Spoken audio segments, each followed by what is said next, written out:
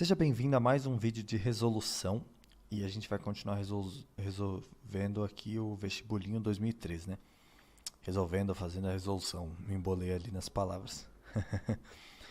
Então a gente vai para as questões 31 e 32 agora do vestibulinho 2013. Essa é uma questão bem longa, principalmente leitura, então vamos começar.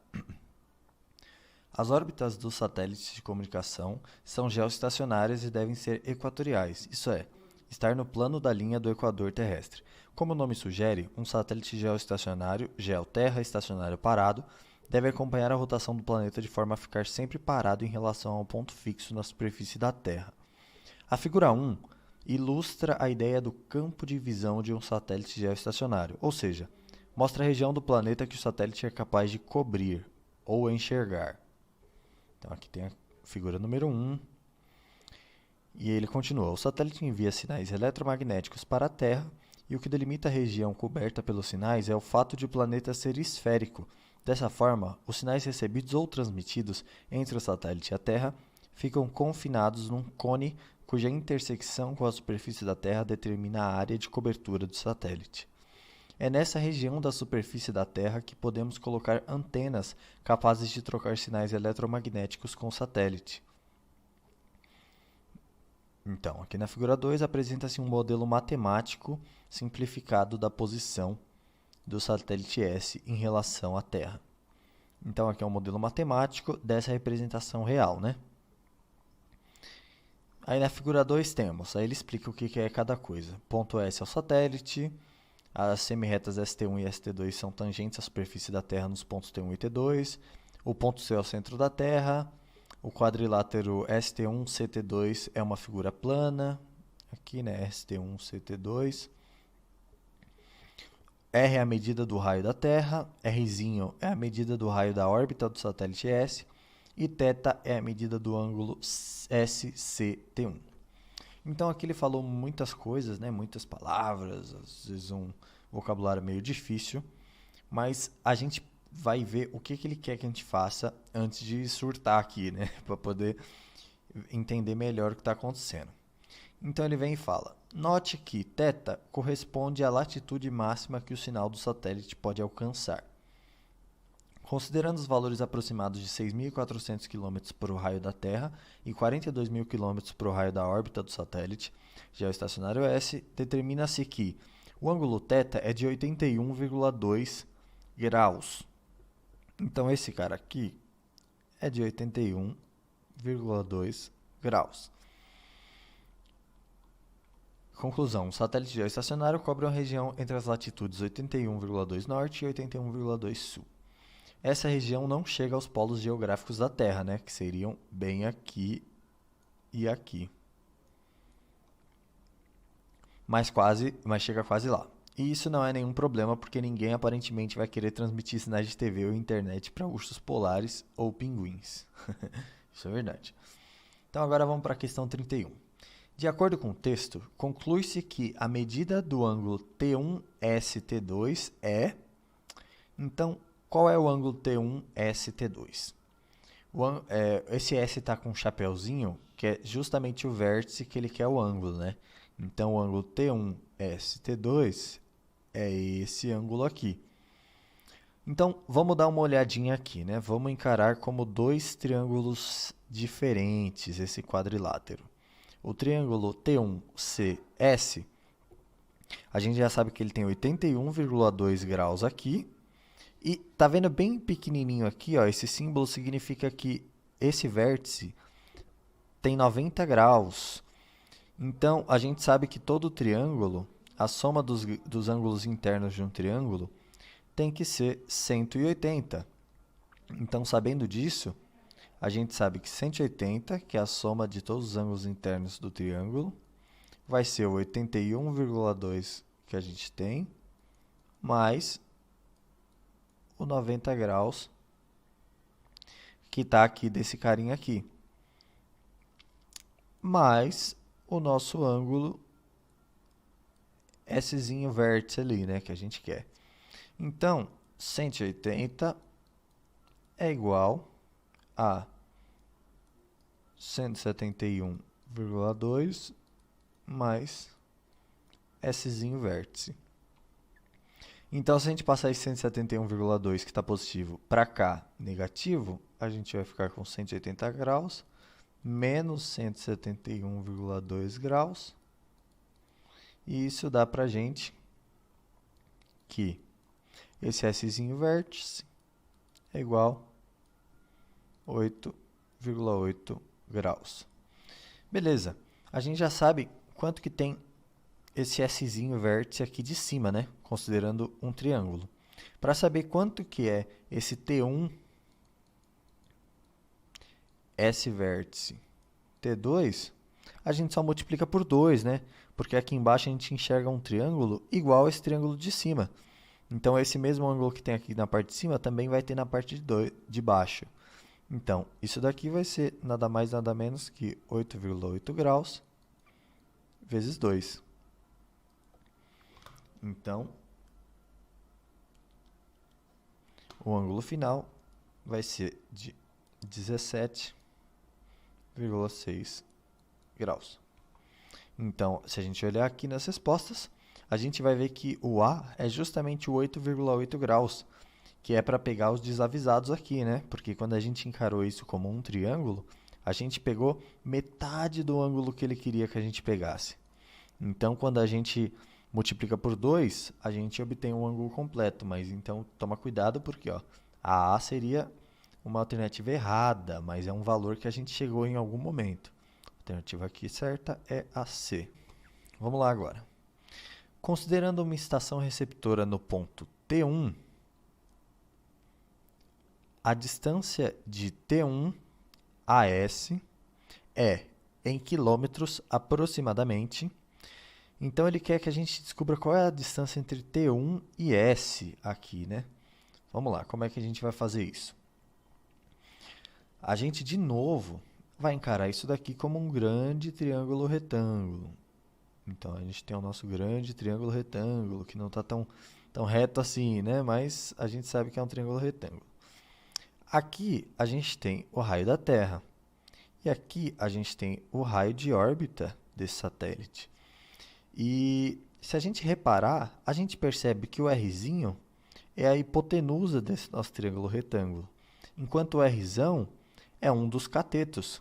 Então, esse T1S que sobra para a gente aqui é justamente o outro cateto do triângulo. Então, aqui a gente pode usar uma relação muito famosa que é Pitágoras, que é a soma do quadrado dos catetos é igual ao quadrado da hipotenusa. Então, o que isso quer dizer? Quais valores a gente já tem aqui, né? A gente já tem o valor de Rzão e a gente já tem o valor de Rzinho. Rzinho é o raio da Terra.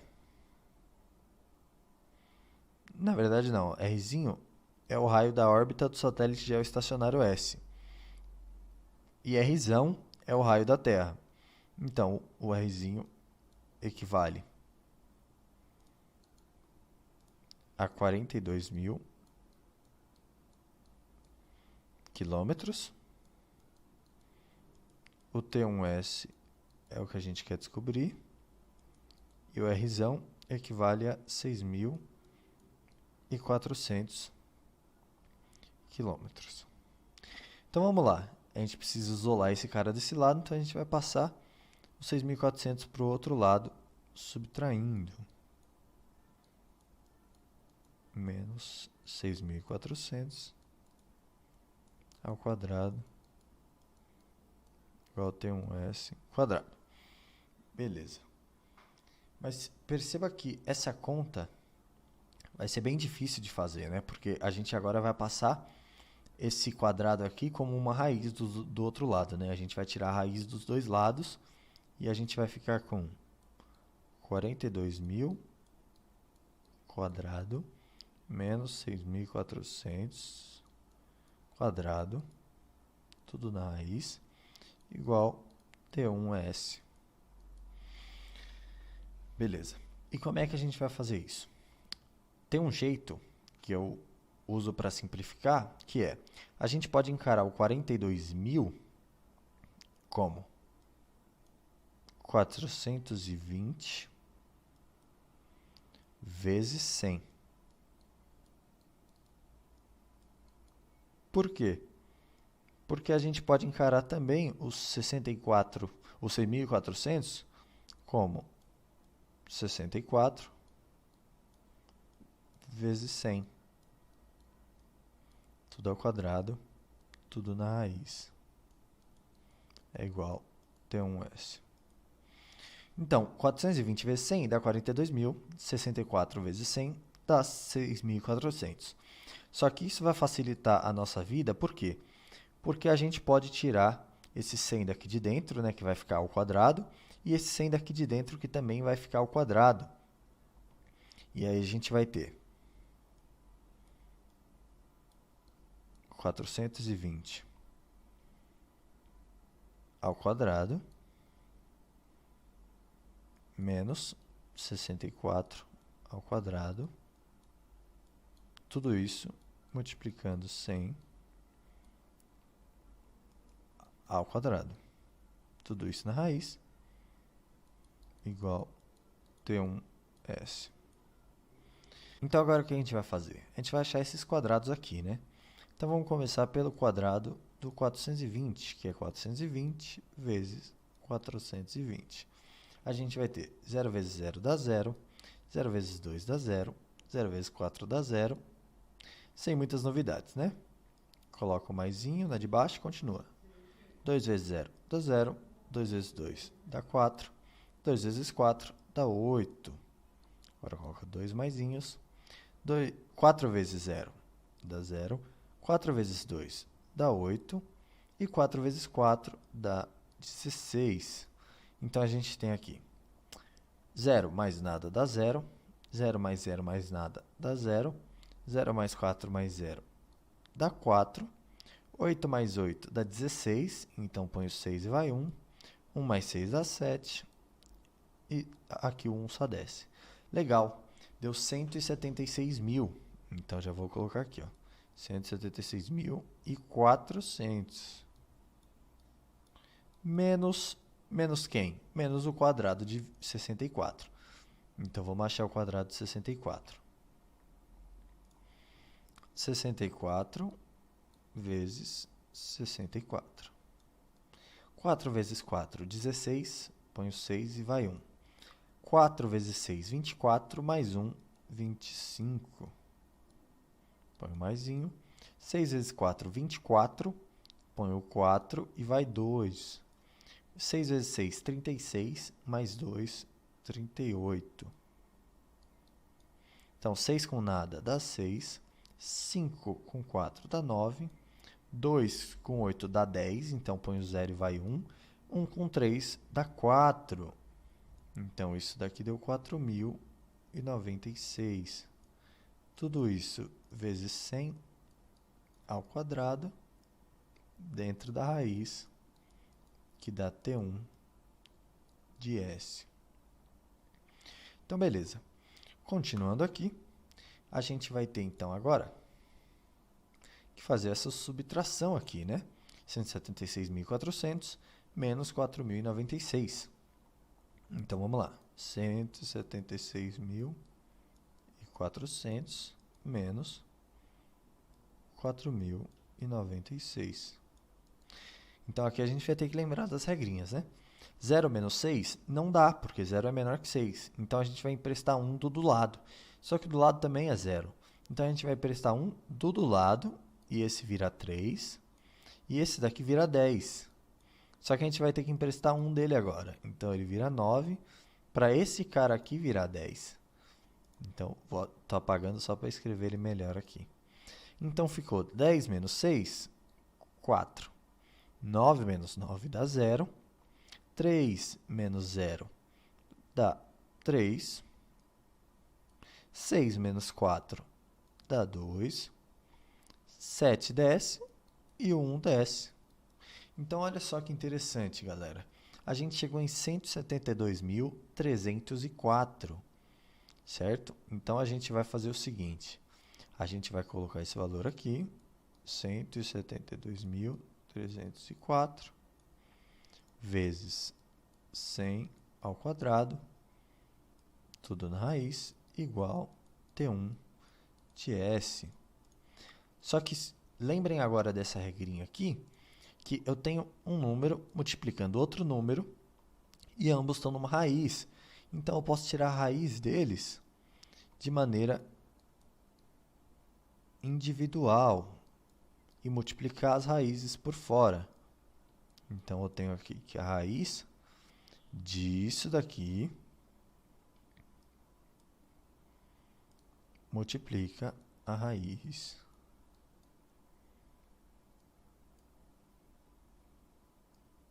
disso daqui. E tudo isso é igual a T1 de S. Então, olha que legal. A raiz disso daqui, eu não sei quanto é. Porém, se a gente voltar aqui no exercício, ó, nessa parte aqui ele fala: adote raiz de 172.304 igual 415. Então, a gente não precisa fazer essa conta, porque ele já deu esse resultado para a gente, né? Então, a gente vai substituir isso daqui por 415 e a raiz de um número ao quadrado é o próprio número, né? A raiz corta com o quadrado, vezes 100, igual T1 de S. Então, T1 de S vai ser quanto no final das contas? Vai ser 415 vezes 100, né? Coloca dois zeros. Legal. Então, a gente vai procurar esse resultado e vai estar lá? Não, porque tem mais um conhecimento que ele quer tirar da gente aqui, que é o quanto a gente sabe de notação científica, que é esse tipo de notação aqui, que a gente deixa só um número antes da vírgula e depois multiplica por 10 elevado a uma potência. Então, vamos lá. Como é que a gente vai fazer isso? A gente imagina que esse número tem uma vírgula aqui e tem um zero aqui, certo? A quantidade de casas que a gente mover a vírgula para a esquerda, a gente vai multiplicar por 10 e elevar a potência do número dessas casas. A quantidade de casas que a gente mover para a direita, a gente vai multiplicar por 10 e elevar a menos a quantidade dessas casas. Então, se a gente voltar ali nas respostas, a gente vê que todas começam com 4,15.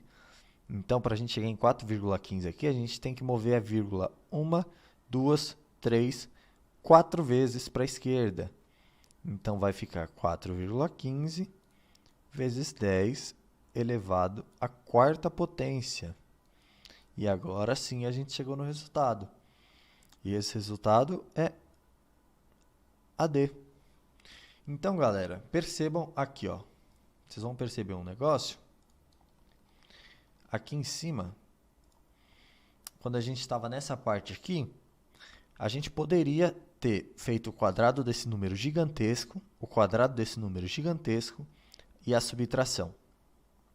Só que aqui a gente está trabalhando com muito mais chance de dar errado, de dar coisas erradas na nossa conta. Porque os números são gigantes, tem muito zero, e numa prova a gente quer diminuir o máximo de coisas que pode trazer confusão, né? Então, enxergar esse 100 em comum e arrancar ele fora dos parênteses, para poder chegar nesse número que ele já deu aqui para a gente o resultado, foi a chave desse exercício. Além de ter os conhecimentos básicos sobre triângulos, sobre ângulos de triângulos e todas essas coisas. Então é isso. Se você quer ver mais resoluções aqui de exercícios do vestibulinho desse ano e dos outros anos, acompanhe o canal e vê as playlists para ver se o exercício que você quer já não está resolvido. Te vejo na próxima.